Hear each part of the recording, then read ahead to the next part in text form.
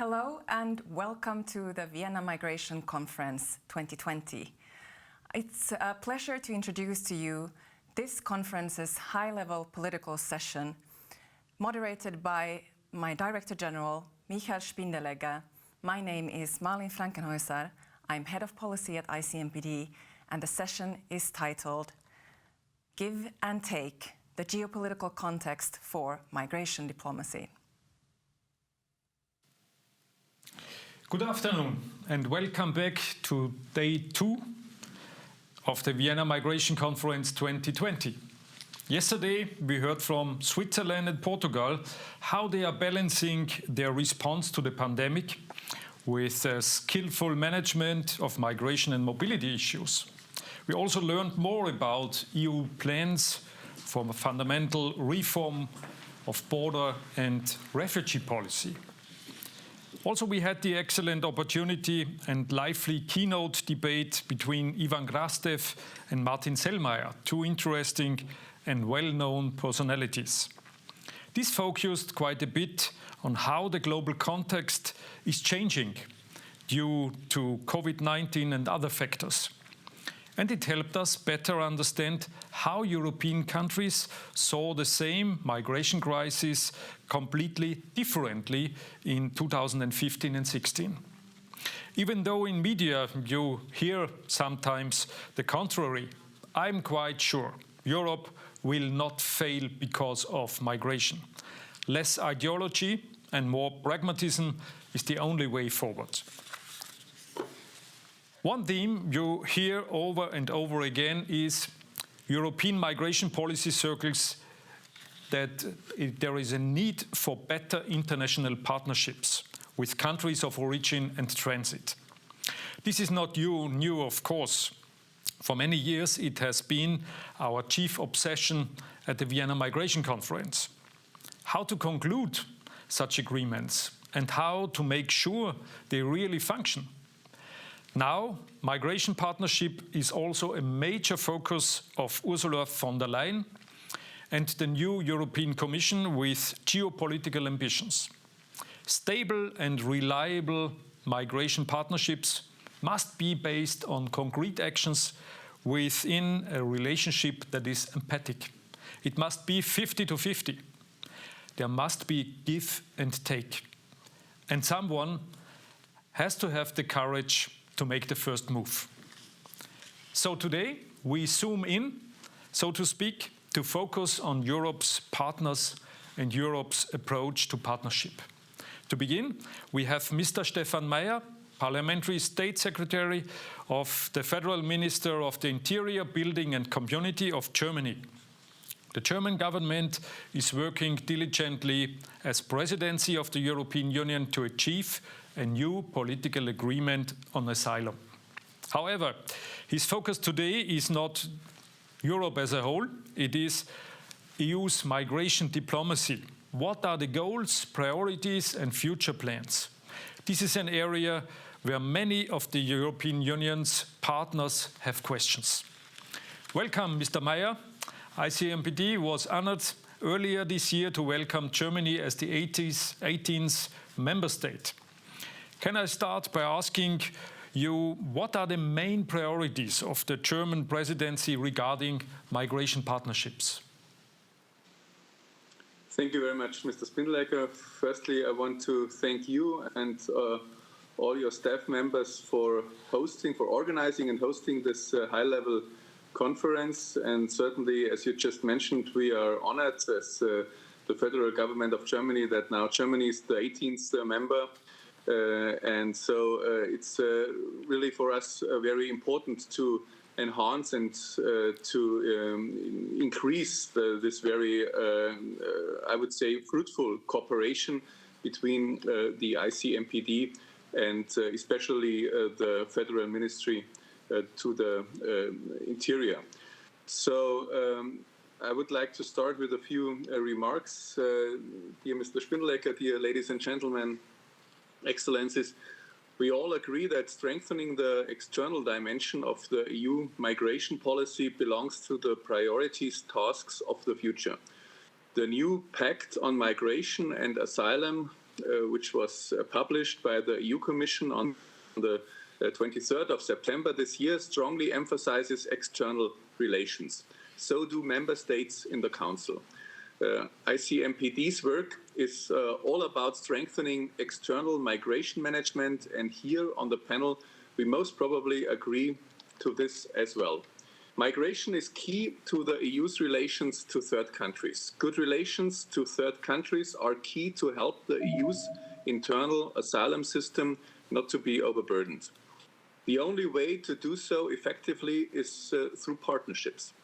North Africa, the Western Balkans, Turkey, Sub-Saharan Africa, and countries along the so-called Silk Route are amongst our priorities.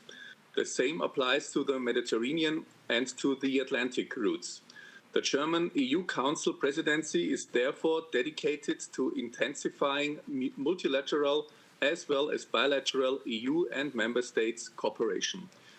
Tools will be tailor-made migration partnerships as well as cooperation platforms with prioritized third countries. As European Union, we have to focus our efforts regarding the prevention of irregular migration and to address irregular arrivals to our territory as early as possible.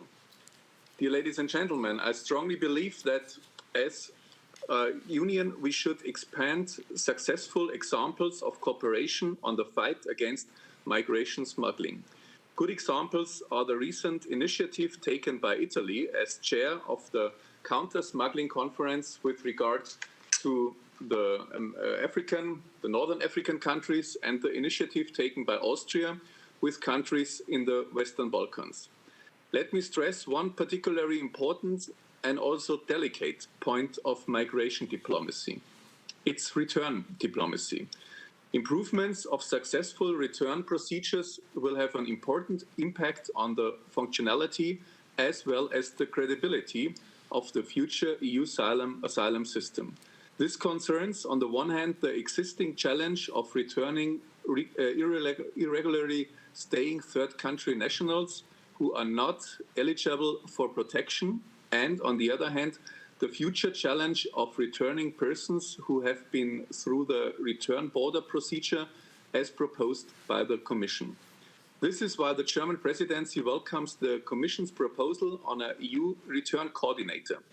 His or her task will be to better coordinate the return policy of member states, Commission and the agencies. He or she shall provide technical support within the EU and coordinate return measures building on the experience gained by the member states. So we are looking forward very much for implementing this new return coordinator in the first quarter of the next year. According to the Commission proposal, the EU return coordinator is to be assisted by a network for returns consisting of high-level representatives of member states and Frontex, observers from Schengen-associated countries, and other relevant EU agencies. By implementing these institutional reforms, I strongly believe we will get a large step closer to our goal. Stressing return policies will not be successfully without, as the other side of the coin, offering initiatives for third countries. Therefore, we want to push forward the discussion in the Council on further developing the EU framework on legal migration.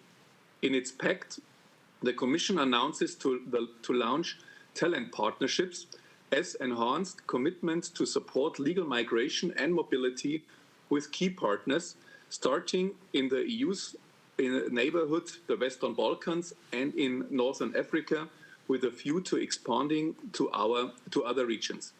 This tool could enhance capacity building in areas such as labour market or skills intelligence, vocational education and training, integration of returning migrants, and diaspora mobilization. I will not end without emphasizing that all our efforts strongly depend on the support of IOM, the UNHCR, and of course the ICMPD. And I and the Ministry to the Interior are very grateful for this. So I want to thank you very much for your attention. Thank you very much, Mr. State Secretary. I think this was a perfect overview what kind of migration diplomacy is going on during German presidency and beyond.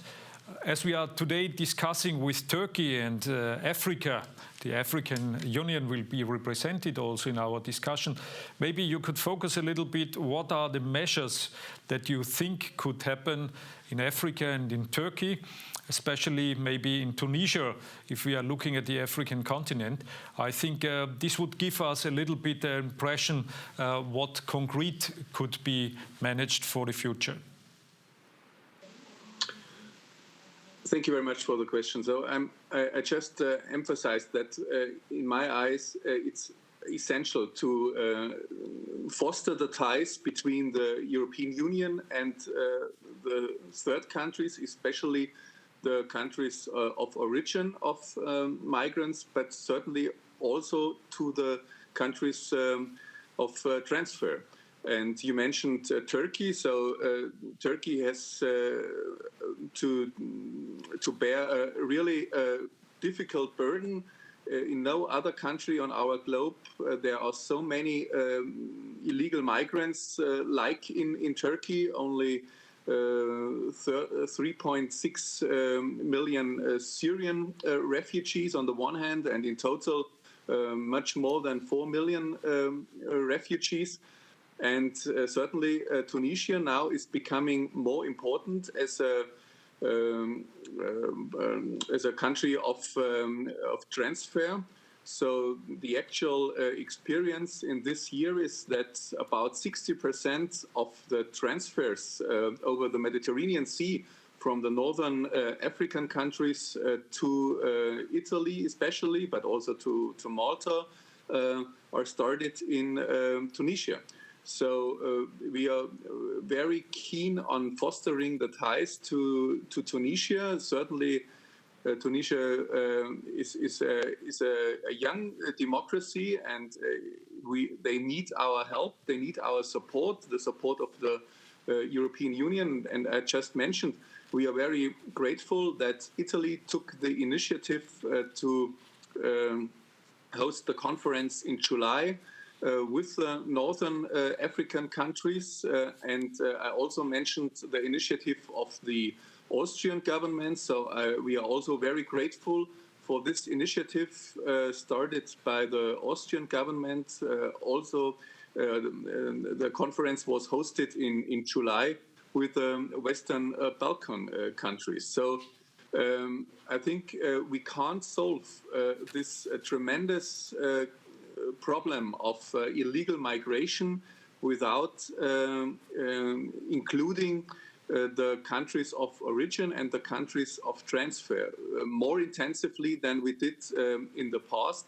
So certainly we have to provide support to those countries, and we have to coordinate also with regard to the topic of return. Certainly, I also mentioned it. It's not the pleasant one of all the topics, but the most pleasant one, but it's a very essential one. So I think that's one very decisive task of the EU Commission, to take the initiative to negotiate more return contracts and return agreements with the countries of origin, and certainly also with countries of transfer. So I think the two mentioned countries, Turkey and Tunisia, are one of our most important partners for the European Union with regard to this crucial topic of illegal migration and combating the smuggling of migrants. Thank you so much, Mr. Meyer. May I ask one additional question? You mentioned it also. Return is one of the main issues, also looking at this plan for migration and for asylum from the European Union. But as we know, this was also a target for the past, but it could not be really implemented. So what will be the difference between the past? What is the transformational element in the working with African countries, with Tunisia and with Turkey? I'm deeply convinced, Mr. Spindelegger, that the new proposal of the EU Commission on the Pact for Migration and Asylum, one of the most important progresses of this new proposal is that the EU Commission focuses much more on the topic of return policy and return partnerships than it did in the past. I would say certainly there is also, in Germany there is always criticism and certainly also this new proposal of the EU Commission was criticized also by my own parliamentary group. But I would underline, and I want to stress out, that this is one of the most important progresses established by this new proposal, and especially in comparison to the last attempts of the Juncker Commission, that now it focuses much more on return policy. I mentioned the return coordinator, which should be installed in the first quarter of next year. Certainly it's not clear yet what concrete tasks he or she will have, but also mentioning the topic of return sponsorships, I would say that's a new approach, and so I would see this as one of the most important advantages of this new proposal. And certainly the proposal also mentions very precisely the necessity of an intensified cooperation with our neighboring countries, also with regard to the topic of return policy. So I hope that in the end we will be successful in forming, I would say, a sort of consensus until the end of this year. Certainly now, especially the ministers for the interior have unfortunately some other topics with regard to security and fighting Islamist terrorism. But certainly we keep on pushing forward this topic of at least forming a consensus between the 27 member states on the common European asylum system. And certainly everyone knows it's not easy. The interests are very heterogeneous between the 27 member states.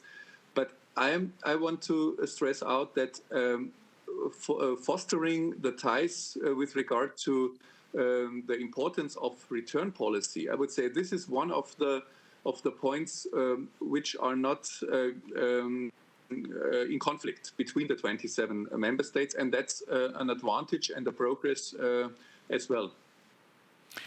Thank you very much. That was very instructive, and it starts off this afternoon's discussion very nicely. I now invite you, Mr. State Secretary, to join our panel discussion, to which we will turn now. Good afternoon to you all. I would like to welcome Mr. Selim Kıran, Deputy Minister of Foreign Affairs of Turkey, Her Excellency Amira El Fadil, Commissioner for Social Affairs of the African Union Commission, and of course Mr. Olivér Várhelyi, European Commissioner for Neighbourhood and Enlargement.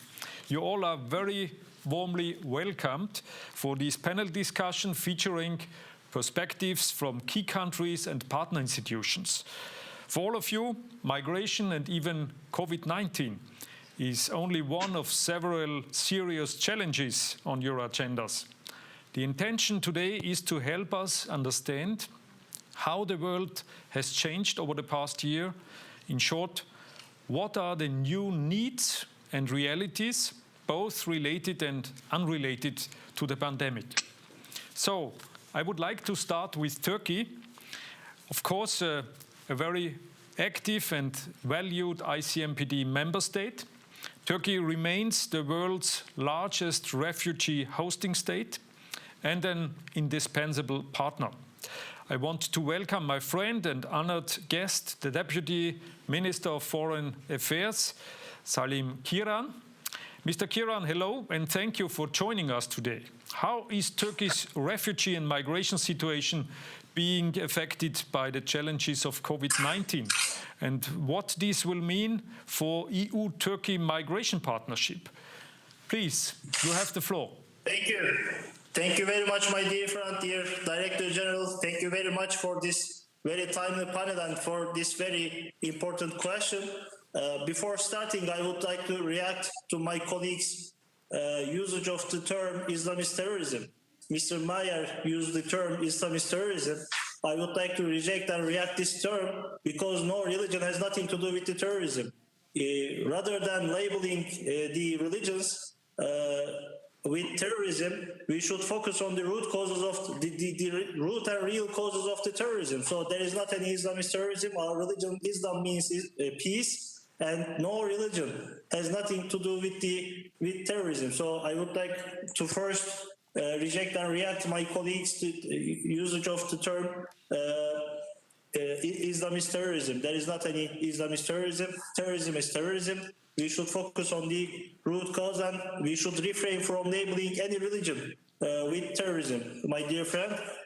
So I would like to start with the very important and hot topic of migration. Let me express my pleasure for taking part in this very important panel. Today, 1 in every 30 people across the world are migrants. The number of displaced people continues to break a record every day. This takes me to the role of Turkey in a very complex region. In our region, there are countries with significant political and social disorders. We are at the crossroads of major routes of migration from the Middle East, Africa, and Asia to Europe.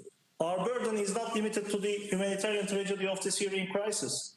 We also need to face and manage instability in other parts of our region. As a result, Turkey has become the largest refugee hosting country in the world over the last 6 years. We are effectively responding to the needs of more than 4 million refugees in our country.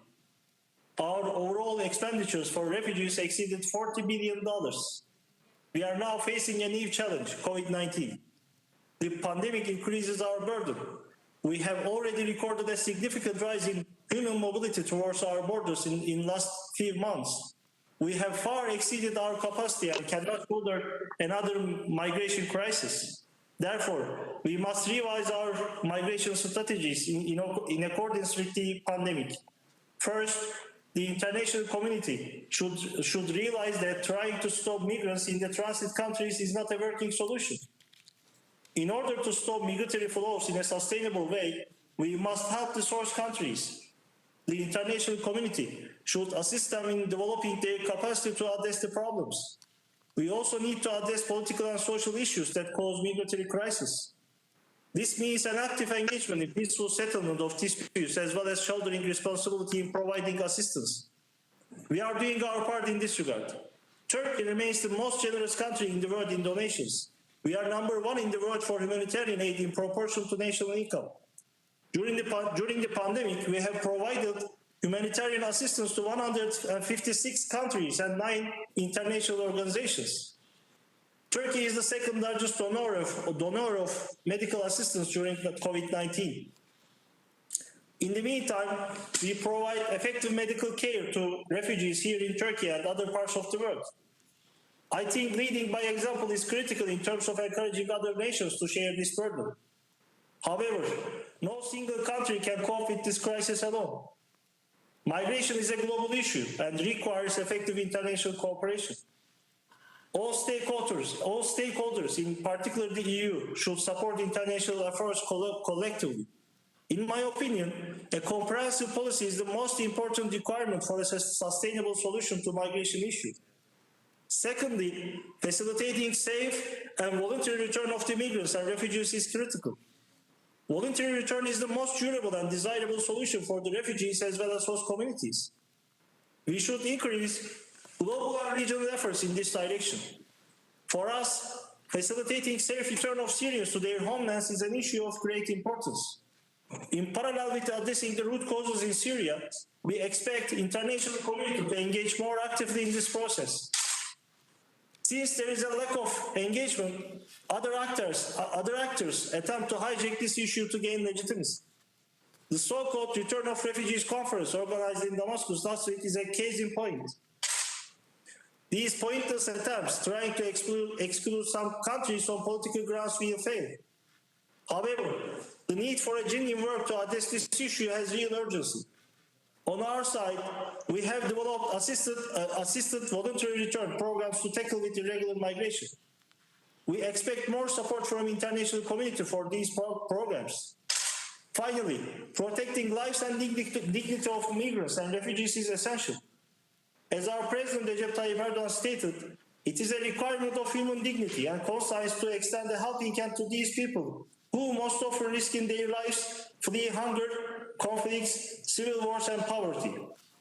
We understand that the current migration trends might put the states in desperate situations, but this cannot and should not be used as an excuse. People who have to leave their homes are definitely in a more desperate situation. Sadly, an increasing number of lives are being lost at sea and land borders today. It is disturbing to witness the growing tendency for mistreatment of the migrants. Improper reception centers at the EU borders are equally alarming and discomforting. Condition of refugee camps on the Greek island is a humanitarian disaster. In addition, we are deeply concerned with the continuous pushbacks by Greek authorities towards our territories. Only this year, more than 7,000 asylum seekers and migrants were forcibly pushed back by Greeks. Migrants are subject to inhumane conditions in the camps in Greece. Greek authorities were repeatedly exposed while using force against asylum seekers and even killing them. Mihail, you would remember I showed the video footage of these blunt violations to you during our meeting in Ankara. International law requires refugees to be brought to a place of safety. Sadly, Frontex helps Greece to break this basic norm of international law and cause a great tragedy. The EU should not close its eyes to this unacceptable breach of international law and basic human rights. We want to see concrete actions from the EU to stop such criminal acts. We unfortunately observe lack of accountability and total impunity. There can never be a legitimate reason for violating the rights of asylum seekers and violating basic human rights. Respecting international law and human rights should be our common goal. These fundamental principles are crucial for cooperation on migration. This starts with mutual trust. For a few years, we have been struggling with the broken promises of the EU, unfortunately. We have been implementing the 18-March statement with utmost sensitivity. Thanks to that, illegal crossings towards the EU is reduced by 92%. However, I have to note that the EU fails to fulfill its commitments. These commitments include, I would like to underline, start of voluntary humanitarian admissions, visa liberalization, modernization of customs union, revitalization of accession negotiations, supporting safe, voluntary and dignified return of Syrians. The EU has given Greece 3 billion euros for only 100,000 refugees. If the same standard applies to Turkey, the EU should have provided 120 billion euros. However, the EU even failed to complete delivery of 3 plus 3 billion euros. We also note the EU's initiative to prepare a new migration pact. This pact must not become a mechanism targeting the migrants at the EU borders. We expect the pact to seek sustainable results for migrants and source countries. It should not increase the burden of transit countries. What we really need is acting with genuine responsibility and burden sharing. We won't accept a migration cooperation where only Turkey is shouldering the burden of the migration crisis. I strongly hope that we will continue to build up our solidarity with this understanding. Thank you for your participation and cooperation. We look forward to working with you on this very critical subject. Thank you very much, my dear friend. Thank you very much, Mr. Deputy Minister. I think hearing your intervention and asking for concrete action, I would like to ask you one additional question, and this is, you know, about the discussions European Union is taking at the moment about this new pact on migration and asylum. What do you expect from that concerning situation in Turkey? What are the concrete actions you are expecting from European Union to be announced? Actually, fulfilling the commitments of the 18 March agreement is very critical, my dear friend. Remember the 18 March agreement. We fully comply with our commitments vis-à-vis the 18 March agreement. Because of that, I underlined during my speech, the illegal crossings to the European continent decreased by 92%. So, and during this process, I think EU also understand that, EU also has understood that cooperation with Turkey is very critical on this subject, because we are also the border of the European continent, and we are also European. So, if EU decided to cooperate with Turkey on this subject and decided to fulfill its commitments vis-à-vis the 18 March agreement, including FRIT, I underlined the FRIT mechanism. EU promises to give Turkey 3 plus 3 billion euros for the refugees in Turkey. This financial assistance will not be given to Turkey.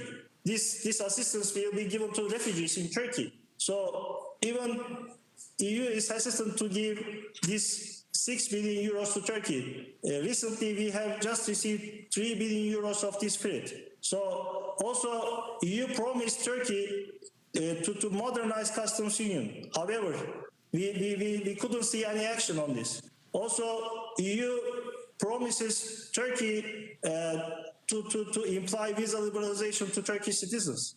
So none of those commitments has been fulfilled. So EU is very much EU is lack of struggling this migration issue all around the world. So, and this is the shortage for European Union itself. So that is what I mean by how should EU react to this migration issue. Thank you very much, Mr. Deputy Minister. I think this gives us a sense how the expectations are in Turkey concerning the agreement with European Union, money for the future, and also for perspectives. I think this is most important, just also to fulfill these expectations. So it's time, of course, to turn to African perspectives in this discussion, and I'm very glad to welcome another good friend of ICMPD for this. Her Excellency Amira Fadil is Commissioner for Social Affairs at the African Union Commission. As such, we look to her to give us a sense of the economic and societal impact of COVID-19 and how these changes need to be factored in the next stage of cooperation between African Union and the European Union.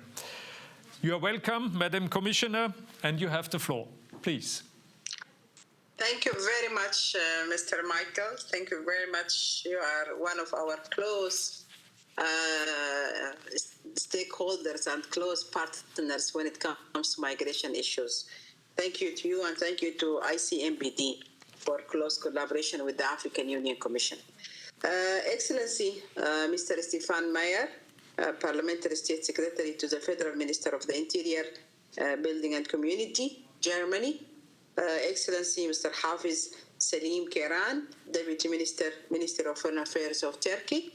Excellency, Olivér, Várhelyi, Commissioner for Neighbourhood and Enlargement, European Commission, and also Director General of ICMPD, Mr. Michael Spindelegger. Excellencies, ladies and gentlemen, I thank you very much for inviting the African Union Commission to speak in this very important event around this issue. And also, I'm speaking on behalf of the African Union Commission, bearing in mind the strategic partnership between the African Union Commission and the European Commission, and it covers many sectors, not only on migration.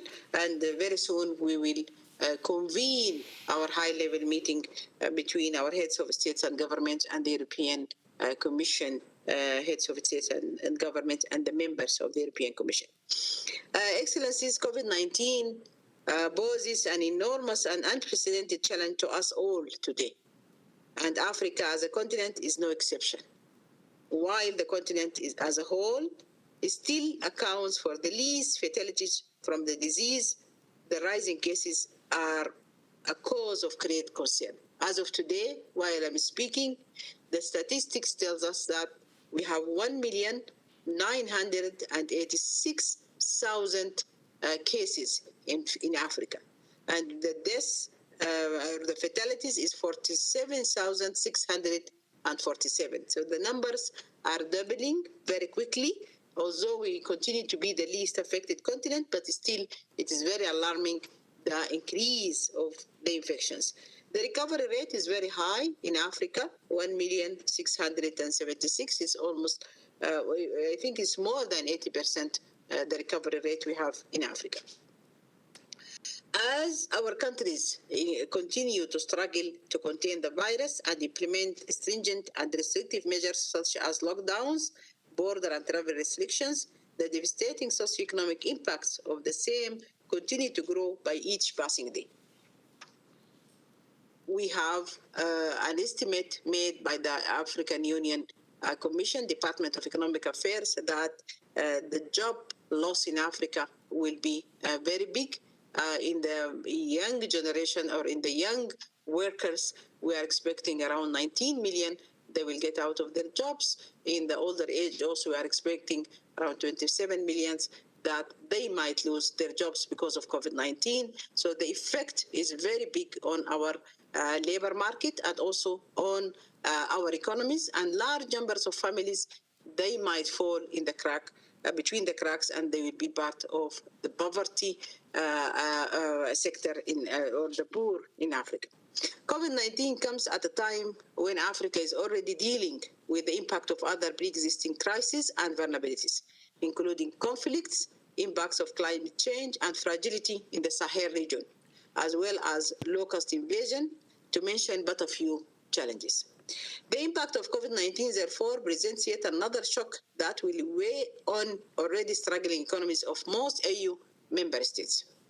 As a result, the latest forecasts have projected a GDP reduction in most countries in 2020 in Africa, the first in 25 years. With further reaching effects, at the United Nations estimates approximately 30 million more people could fall into poverty. Besides the substantial increase in the number of acutely food insecure people. With Africa hosting millions of refugees and high numbers of internally displaced persons and migrants on the move, the situation could easily graduate into a protracted humanitarian disaster.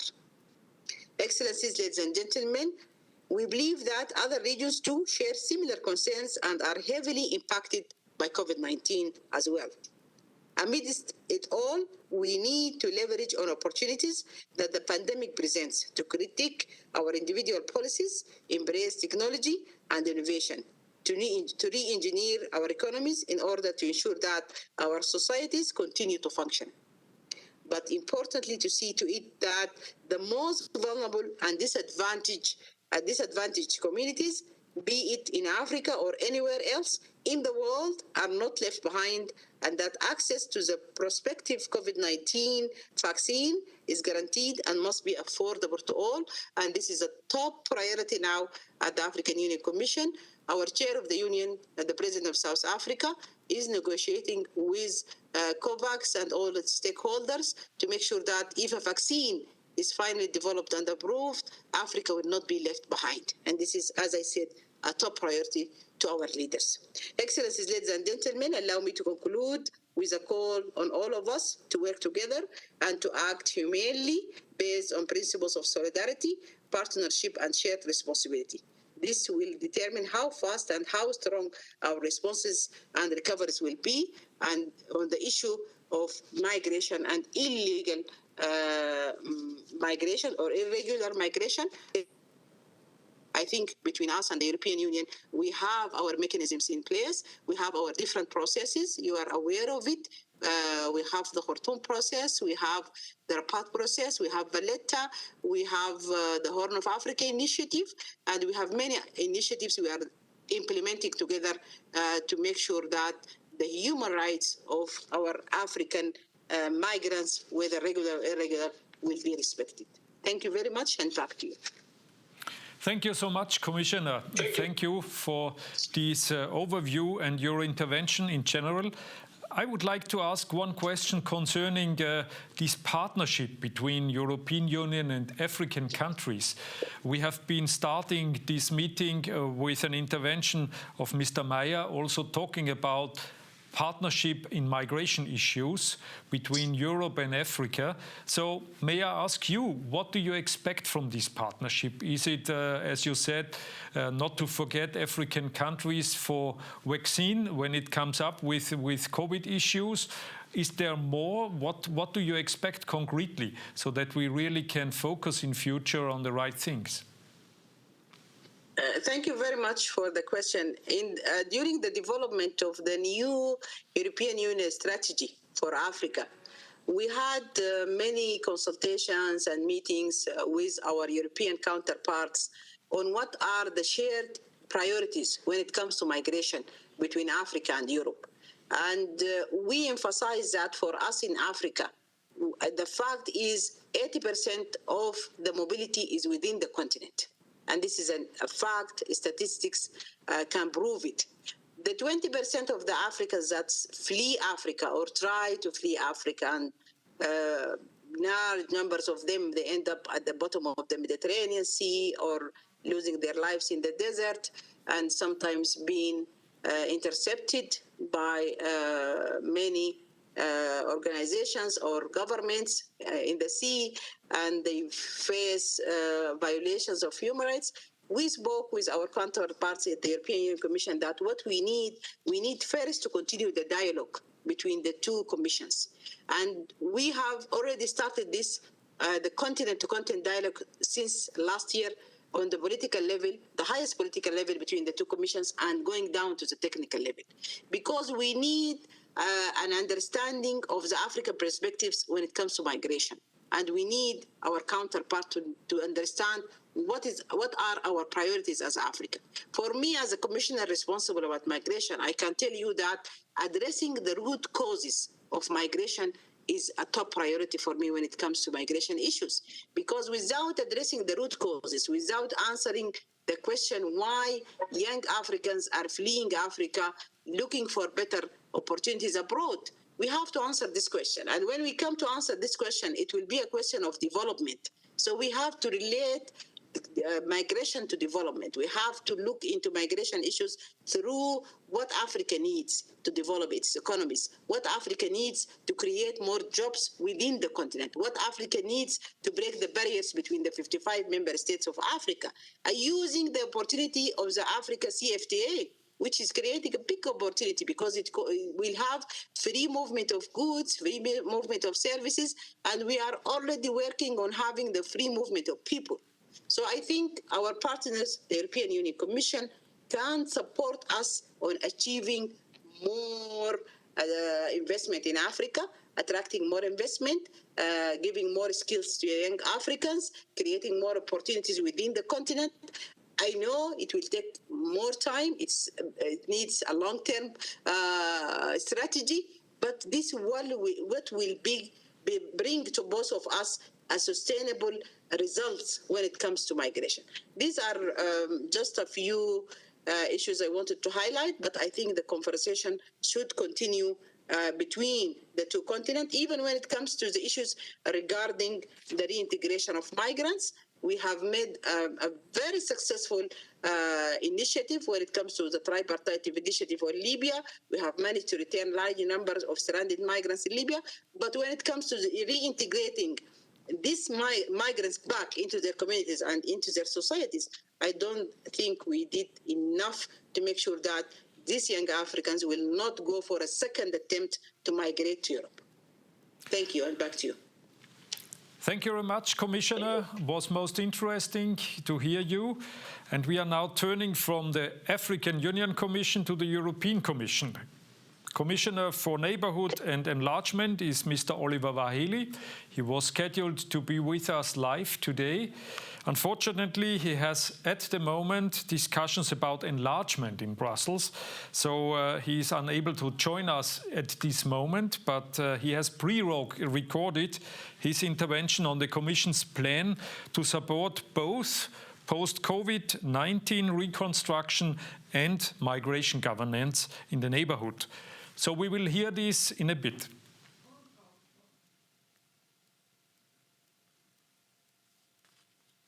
It is my pleasure to address you today on such a pressing issue as it is the always evolving geopolitical context of migration. The new pact on migration and asylum and the migratory pressure on the EU borders demonstrate how the internal and external dimensions of migration are clearly linked. They also put the EU's neighbourhood and enlargement countries in core areas of action. All North African countries are countries of transit and destination, and some also of origin, facing a number of challenges in terms of managing migration and forced displacement. Broader political and economic challenges, such as the civil war in Libya and the economic crisis in Tunisia, worsen the situation.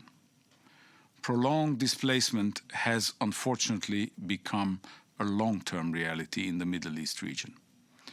People are forced to move multiple times internally, across borders, or both.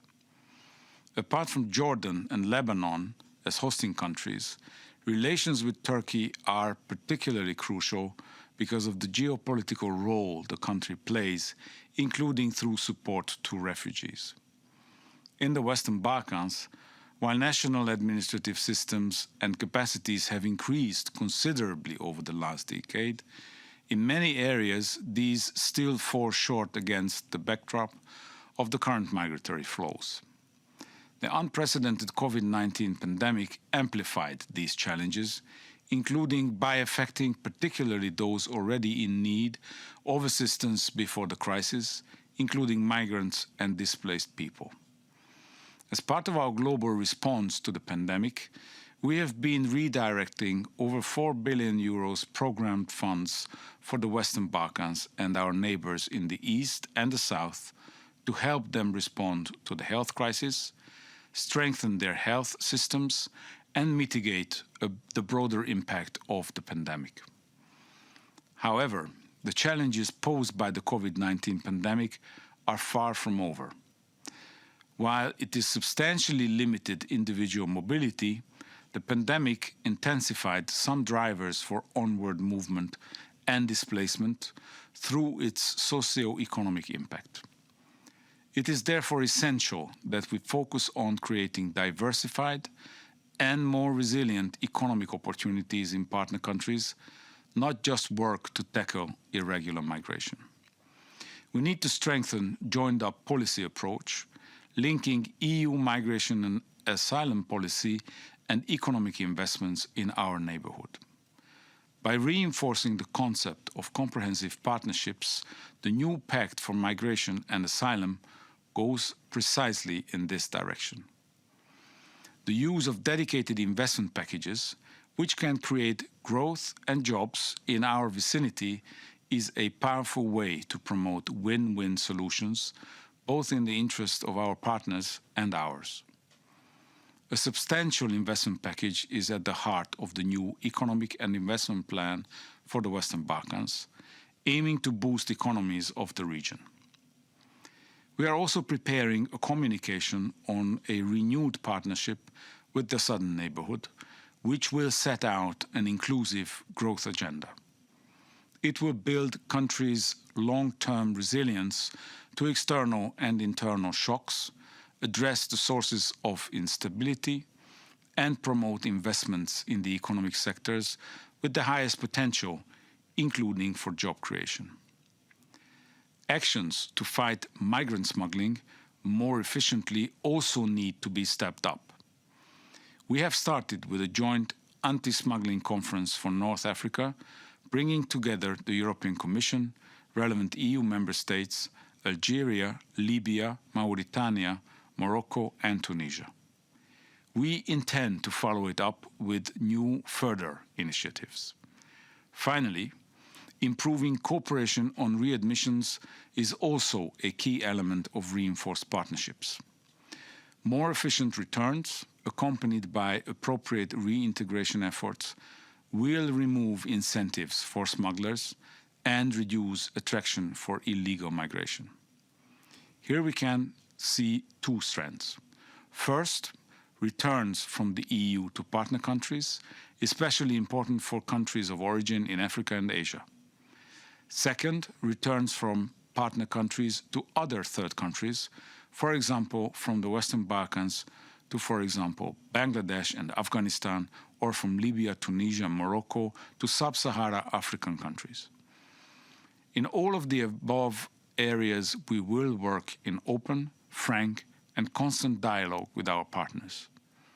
I engage in regular discussions with our governments in the neighbourhood and the Western Balkans, and I'm confident in our future achievement, both on the economic front and in terms of migration governance.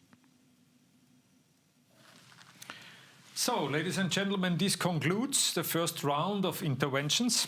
I think it was a quite good update on the geopolitical context outside Europe. And although there have been disagreements here and there, I think, and I'm quite really convinced that we can see a landing soon about regional partnership. I think this is most important, be it engaged in the COVID-19 issues, be it engaged in a very good program for the future, like this talent partnership between Europe and African countries.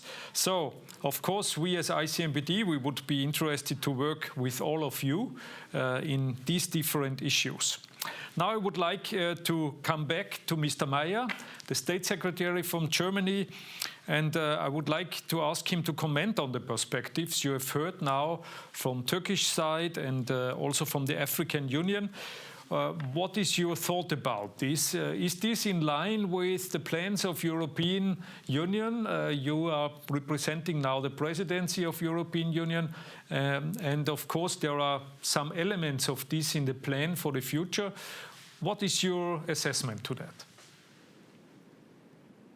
Dear Mr. Spindelegger, dear ladies and gentlemen, my assessment is that I have the impression, and this is backed by all the different interventions, that we only can solve this topic together, and we need to enhance the quality of cooperation and of coordination between the European Union, between the countries of transit, the countries of origin, and certainly, and this was also mentioned by my honorary panelist colleagues, that a lot of things are linked together. So you can't only focus on fighting human trafficking, or you can't only focus on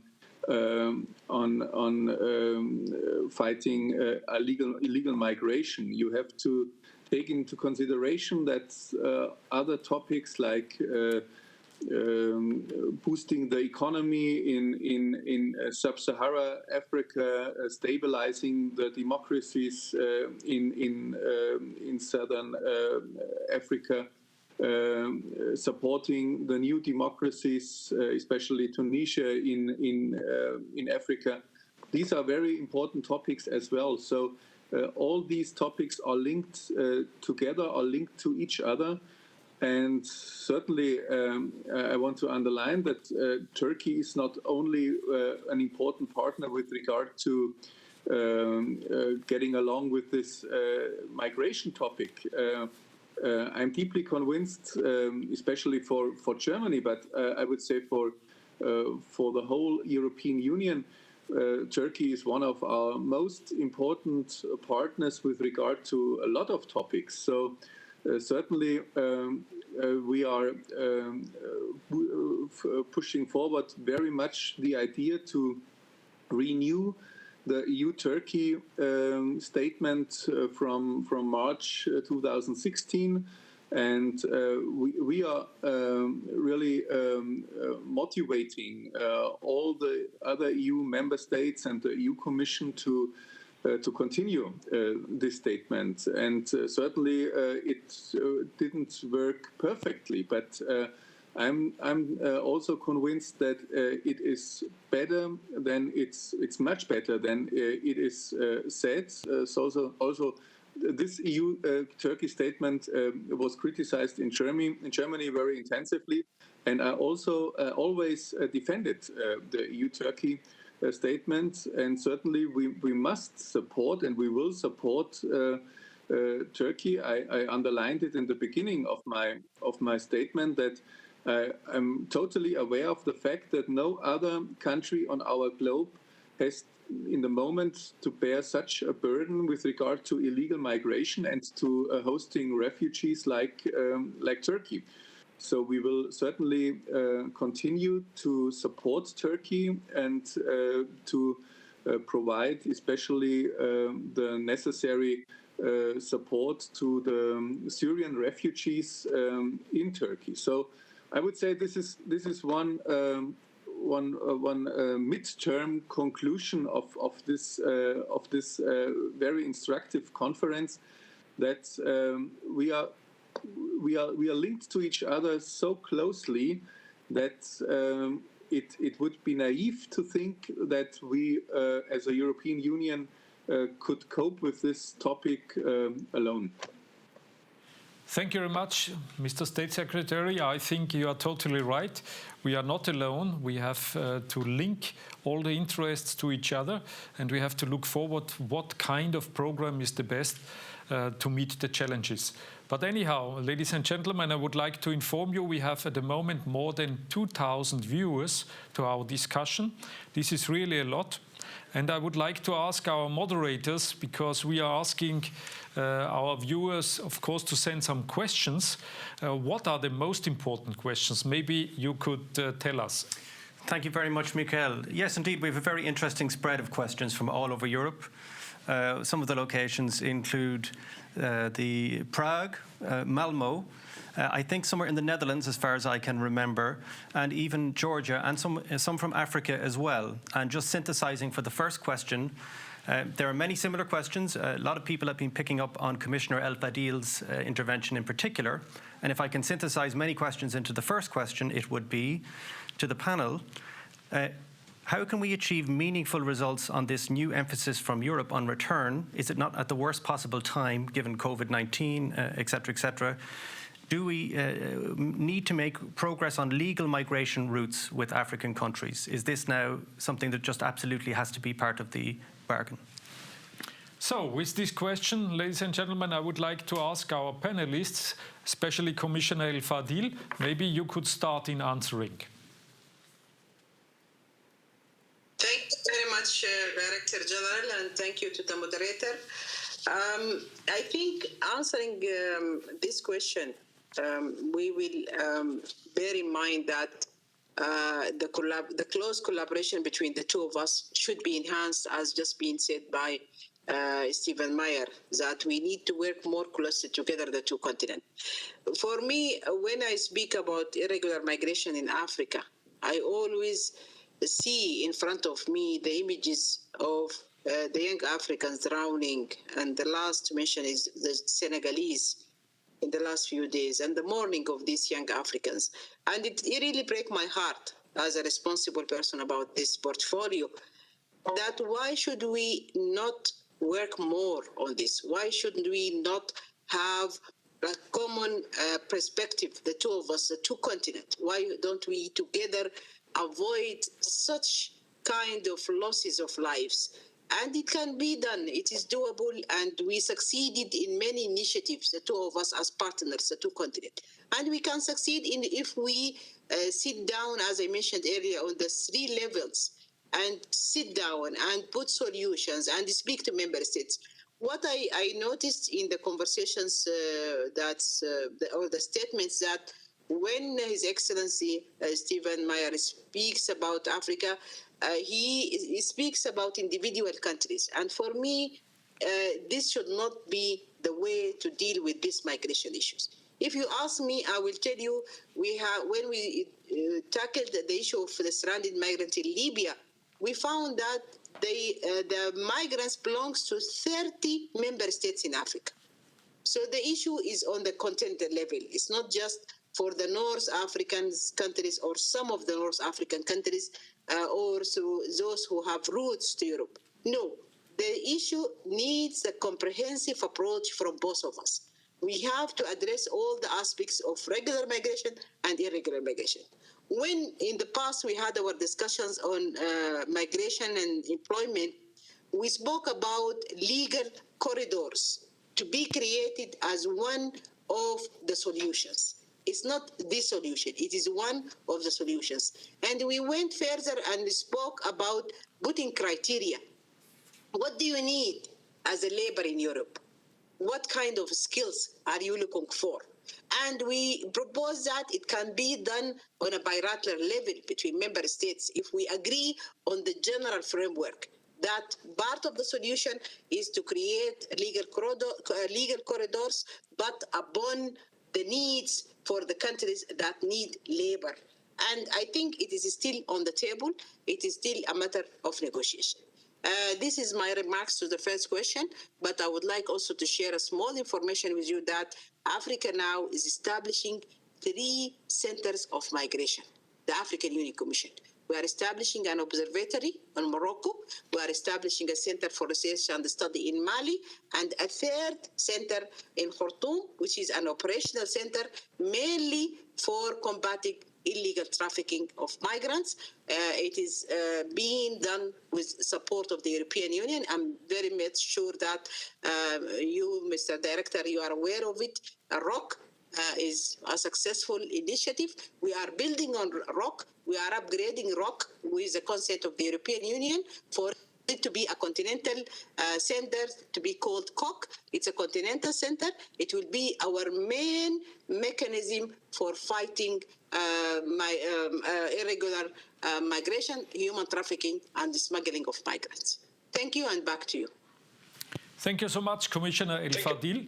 May I ask our State Secretary, Stephan Meyer, because you have been addressed also by the Commissioner. Yeah, thank you very much for the possibility. So certainly, as I said, a lot of things stick together and are linked to each other. And certainly we also have to deal with the topic of improving the ways of legal migration to the European Union. I'm deeply convinced that the European Union and the EU member states need migration. So I know that's always discussed very emotionally. Migration, I would say, in some EU member states, especially in Germany, but I would say also other EU member states. But on the other hand, if you see it absolutely realistic, you have to come to the conclusion that the EU member states in the future will need more migration than in the past. We have a lack of high-skilled workers in a lot of EU member states, and certainly now the economy suffers with regard to the COVID-19 pandemic. But after the recovery of the European Union, I'm deeply convinced there will be a need for more migration of high-skilled workers. And so certainly also this topic of improving the possibilities for skilled and high-skilled workers, especially from Africa and from all the different African countries, has to be discussed more intensively. On the other hand, certainly we have to be aware that the labor market in the 27 EU member states is quite different. It's different in Malta from Finland, and the labor market in Ireland is different from that in Bulgaria. So I think the responsibility for forming the circumstances and the preconditions for improving the legal migration rules must be based on the national level, on the level of the EU member states. But I totally agree with the statement that we also need to focus on improving the ways for legal migration.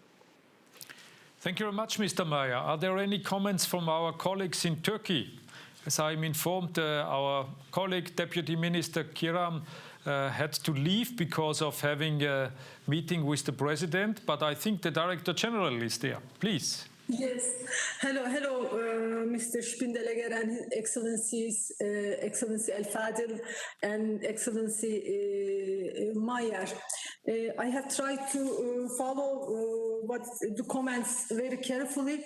And first, I would like to thank His Excellency Fadil about her comments. Opening the legal corridors would certainly be a solution, but not the solution.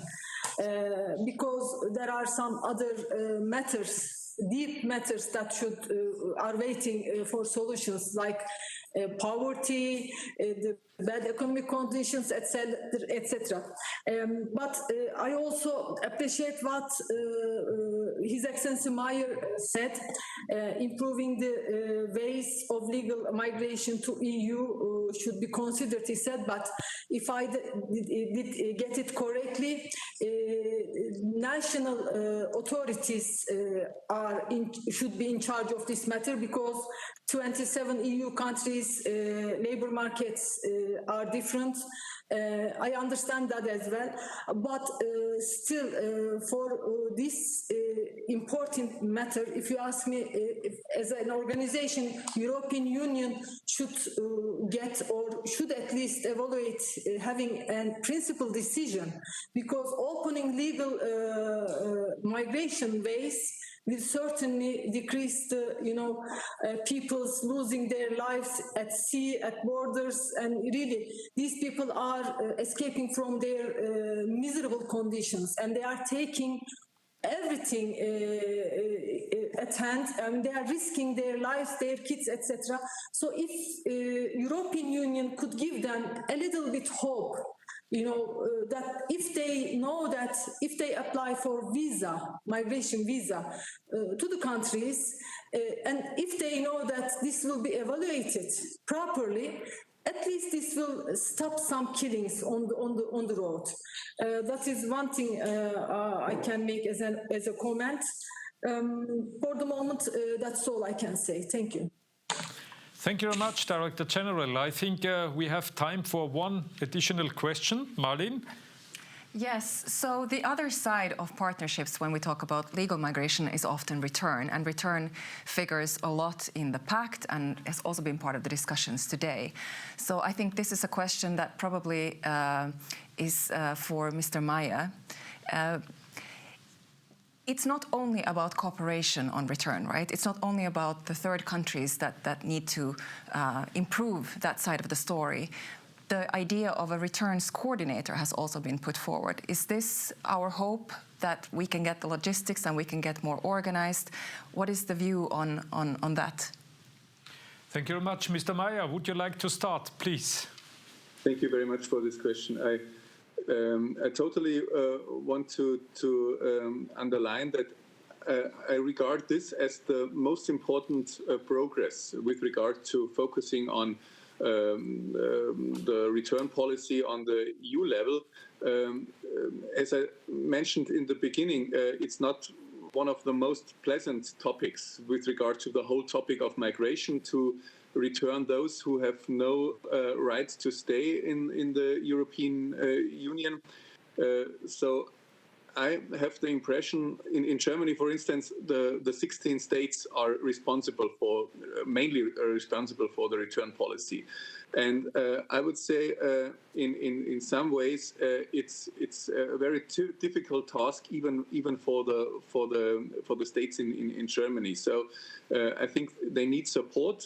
So they are provided support by the federal level, and on the other hand, I would regard it as well as very positive if the European Union would provide more support to the EU member states in helping them to improve their efforts to return those who have no right to stay. So I would say, especially for those EU member states who are not so experienced with regard to organizing return flights with all the different and difficult procedures, with different rules with regard to the different countries of origin, I would regard it as very suitable and adequate that the European Union, especially with the Frontex agency, would provide more support to the EU member states, and by doing this, to do it more professionally than in the past. So certainly the European Union and Frontex can't act alone. They need the cooperation of the EU member states. But on the other hand, I would have the perspective that there is a very potential progress in supporting the EU member states, for instance, by Frontex more intensively in the future than it was done in the past. And also, on the other hand, I think EU member states can cooperate more intensively in the future. For instance, by organizing common return flights, not only by providing, and it's done already. We do it as the Federal Ministry for the Interior already, that we organize common return flights with Belgium, with France, with Austria, with Greece. So I think not every EU member state has to organize its own return policy. I think especially also with regard to this topic, the support of the European Union would be very important and suitable, and cooperation between the EU member states would be very suitable and very constructive as well. Thank you very much. I think the very last question comes from Hugo. Please. Thank you, Michael. Yeah, there are more questions coming in on return, and actually we have some questions about Frontex and human rights also. But just to try and synthesize two or three again, it seems that most people see already that legal migration is very difficult, not least because, as the State Secretary said, everything is national at the end of the day. So the question now is, should the European Union not already promise a large amount of money for post-COVID reconstruction, both to Turkey and to African countries in the shape of a new Cotonou-style agreement right now, so that so they can look to rebuild after the pandemic has passed? I see. Thank you very much for that. Maybe Commissioner El Fadil, you want to add something to that, please. Yes, thank you, Director. There is right now cooperation between the Africa Center for Disease Control and Prevention and the European Center for Disease Control and Prevention. There is an exchange of information. There is technical and financial support we received from the European Commission directly, and also there is support given from the government of Germany, medical equipment and test kits worth of 10 million euros that came from Germany, plus the support came from the European Union. And the cooperation on health, it's a new area of cooperation between the two commissions. We negotiated this area of cooperation just before COVID-19. We were just at the beginning of negotiating on how to enlarge and to expand the areas of cooperation between the two commissions and to include health as a new area. And then suddenly this pandemic happened, and we went directly to the implementation of our objectives that set out in the college-to-college meeting at the beginning of this year. And we started cooperating between the two centers in Africa and Europe. We are exchanging information. We are having, as I said, technical support, and we are continuing working very closely the Africa CDC and the Europe CDC. They are working together now in fighting COVID-19. On the African level, we have decided from the beginning that Africa will act as one in solidarity and unity and together, and that's what we are doing, led by the Africa Center for Disease Control and Prevention. This is an area that we need also, as been said earlier by Mr. Mayor, enhancing the cooperation in this area, which should be one of our objectives, and it should be included in the negotiations of the framework. Now we are negotiating a framework of cooperation within the continent-to-continent dialogue. We need to finalize the framework. I'm in constant conversation with the head of the European Union delegation here in Addis Ababa, but we need to accelerate the process of finalizing the framework. And also, I think we need to strengthen the tripartite task force between the European Union, the African Union, and the United Nations, represented by IOM and UNHCR as leading agencies in the area of migration and refugees. This task force, we agreed to extend the mandate to the Sahel region. And I think we need also the strengthening of this task force and the continuation of the role of this task force. This is just a few remarks, but I think the topic is very big and it needs strategic approaches. It needs long-term plans. Most of the solutions we just mentioned is not enough. We need multiple solutions to these issues regarding migration, whether regular or irregular. Thank you, and back to you, Director. Thank you very much. As I'm informed that Mr. Meyer has to leave, I would like to conclude our discussion. I hope this discussion helps the European Union and its international partners to find ways to work more effectively together in the near future.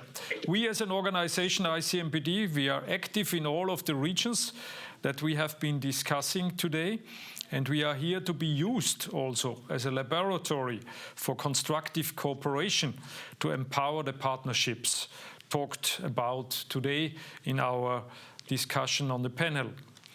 For nearly 30 years, people have been telling ICMPD something can't be done because things are too difficult in this or that way, and yet we find a way how to do it in capacity building, supporting local administrations, or even getting now personal protective equipment to regions fighting this pandemic. So I think at the end of the session, I would like to thank all our panelists for giving us the time, and I hope that this will be one of the issues we can discuss in future very concretely, how to bring forward this plan on migration and asylum from European Union. I hope everybody who is watching us will also join us tomorrow for day number 3 of the Vienna Migration Conference, where we are talking more about the future of Schengen area and EU asylum procedures. For now, have a nice evening and thank you for watching us. And I would like to say goodbye, but of course you are the moderator at the end.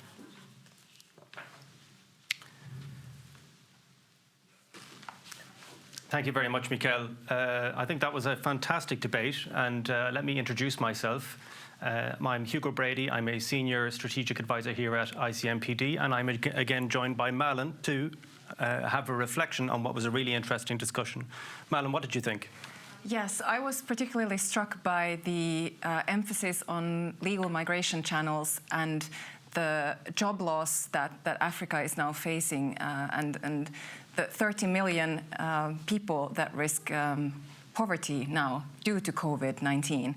And the fact that it's still so complicated, right? With the bilateral level that has to do with the actual work to get those jobs out there, to create jobs, to talk to the private sector, but still the coordination that needs to happen at the EU level. And the Commissioner was talking about agreeing on general principles and having a framework at continental level. And that sounds like a promising idea to move forward on. Yeah, I think that from my perspective, I thought that the EU is finally getting ready to get organised, but it's the worst possible moment to get organised on returns. Because it's a very difficult time to have this discussion. And I can clearly see from the conversation that there is a sort of landing zone, as the Director General said. There will be a huge need for a massive cash injection to many places who are refugee hosting countries. In Africa, also Turkey, of course, the world's largest refugee hosting state.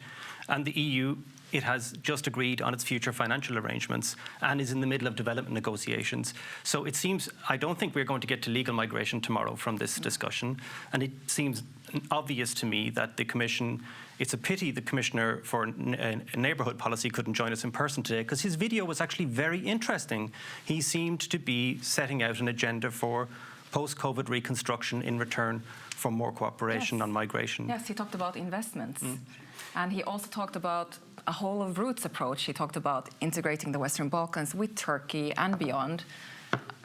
That's right. And what I thought was interesting was Commissioner El Fadil in turn also emphasised that the African Union is moving into anti-people smuggling, which of course would be music to the ears of someone like Commissioner Várhelyi, who from the other side is gently signalling that the Commission is getting ready. In Europe, I think Europe always moves more slowly than everybody is willing to put up with.